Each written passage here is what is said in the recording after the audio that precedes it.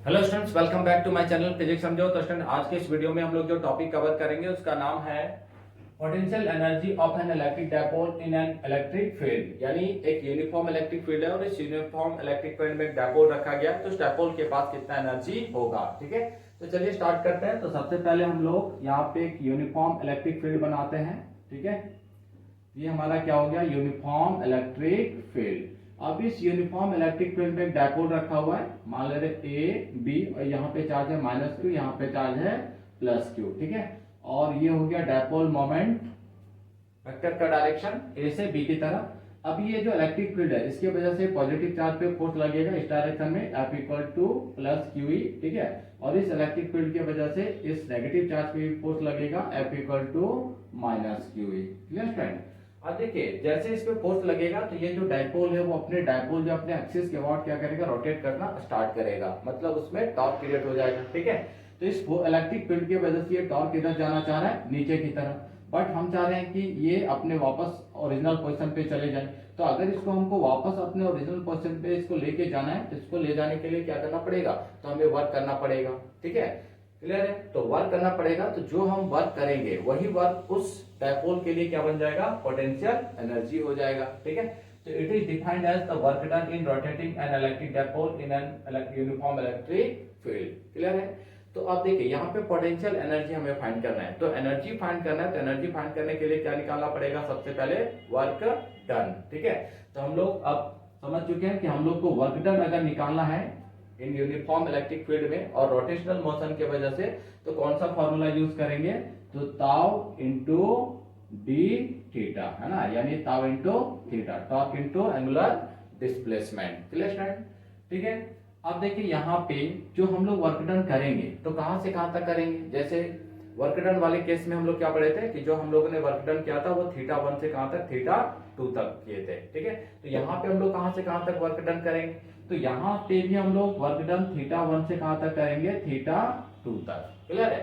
But ये जो θ1 होगा, ये θ1 कितना हम लोग लेंगे, 90, और θ2 जो होगा वो कितना होगा, θ होगा। θ1 = 90 है, ये 90 ही हम लोग क्यों लिए, मतलब स्टार्टिंग हम लोग 90 से क्यों कर रहे हैं, कोई अदर एंगल से क्यों नहीं कर रहे। तो जब हमारा फाइनल रिजल्ट निकल के आएगा तब हम लोग को पता चलेगा कि θ1 हम लोगों ने 90 क्यों कंसीडर किया हुआ है। ठीक है, तो चलिए स्टार्ट करते हैं। तो देखिए, let us consider AB is an electric dipole of length 12 and dipole moment vector P placed in a uniform electric field. एक डायपोल है AB, उसका लेंथ है 12 और डायपोल मोमेंट वेक्टर जो है वो कितना है, वेक्टर P है, और वो यूनिफॉर्म इलेक्ट्रिक फील्ड में प्लेस्ड है। ठीक है, तो क्या हम एक ही बार θ1 से θ2 तक चले जाएंगे, नहीं, हम लोग छोटे छोटे डिस्प्लेसमेंट करेंगे। तो अगर हम लोग डिस्प्लेसमेंट छोटे छोटा करेंगे तो वर्क डन भी क्या होगा, छोटा छोटा होगा। फिर उस छोटे वर्क को क्या करेंगे, इंटीग्रेट कर देंगे तो हमको टोटल वर्क डन मिल जाएगा। क्लियर है? तो चलिए, तो therefore a small work done in rotating the dipole from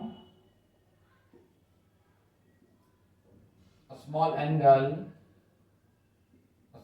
angle D theta. ठीक है, तो वर्क डन भी बहुत छोटा होगा, dw, तो ताउ डी थीटा।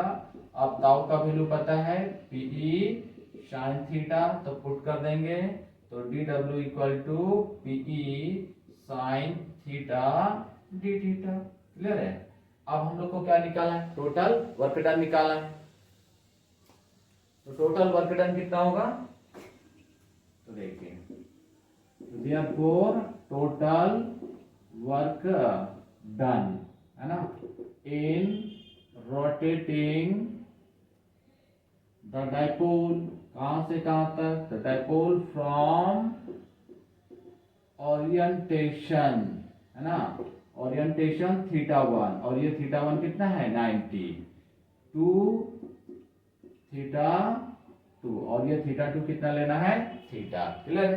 तो इसको इंटीग्रेट करेंगे तो dw इंटीग्रेशन इधर θ1 90 और θ2 हमारा थीटा, इधर pe sign theta d theta. Clear friend?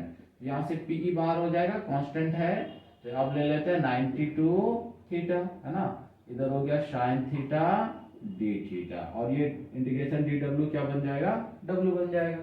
ठीक है, क्लियर है। अब इसका अगर इंटीग्रेशन करेंगे तो हम लोग को पता है साइन का इंटीग्रेशन क्या हो जाता है, माइनस कॉस थीटा। यहाँ पे हो जाएगा minus cos theta, lower limit 90, upper limit क्या हो गया, थीटा हो गया। ठीक है, तो अब हम लोग आगे बढ़ते हैं, इसको रब कर देते हैं यहाँ पे।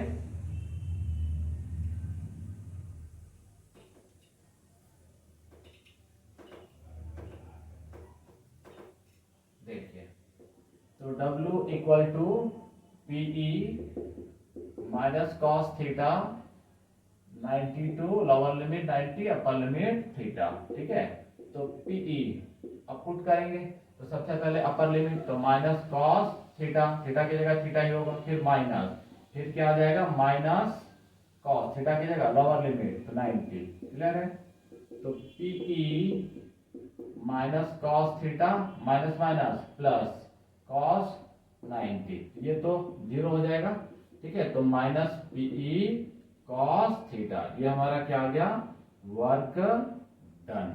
क्लियर फ्रेंड, तो वर्क, अब देखिए ये जो हमारा वर्क डन आया, यही वर्क डन किस में कन्वर्ट हो जाएगा, पोटेंशियल एनर्जी में। ठीक है, तो देखिए दिस वर्क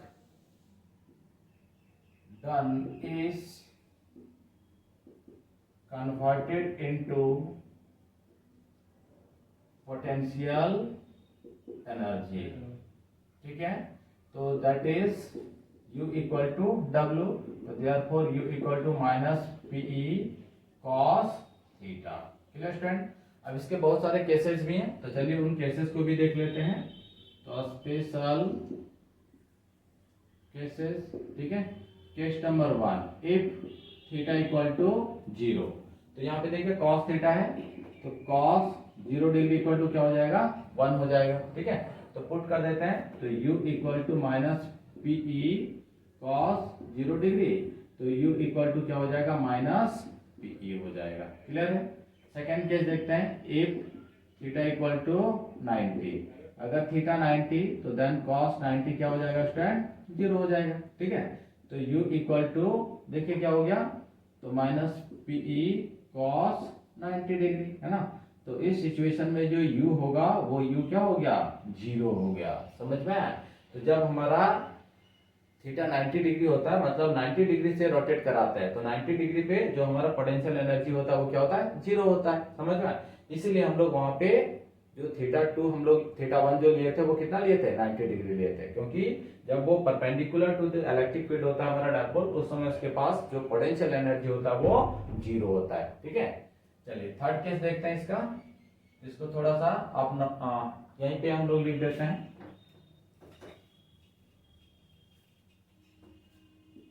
केस नंबर 3, ठीक है, इफ थीटा इक्वल टू 180, तो कॉस 180 कितना हो जाएगा, तो -1 हो जाएगा। क्लियर है, तो u equal to minus p E और इधर हो गया कॉस 180, तो माइनस पीई और यहाँ पे -1 आ गया, तो u इक्वल टू क्या हो गया, पीई मिल गया, है ना। ये हमारा आ गया पोटेंशियल एनर्जी जब थीटा क्या हो गया, 180 डिग्री। क्लियर स्टूडेंट, अब देखिए ये जो हम लोग u equal to minus p E आया है ना, ये कौन सा कंडीशन है, स्टेबल कंडीशन। ठीक है, मतलब स्टेबल इक्विलिब्रियम। ठीक है, ये तो पोटेंशियल एनर्जी हमारा 0 हो गया सेकंड केस में, और थर्ड जो केस है ये हमारा ये हो गया अनस्टेबल इक्विलिब्रियम। क्लियर स्टूडेंट, अब इसको नोट डाउन कर लीजिए। ठीक है,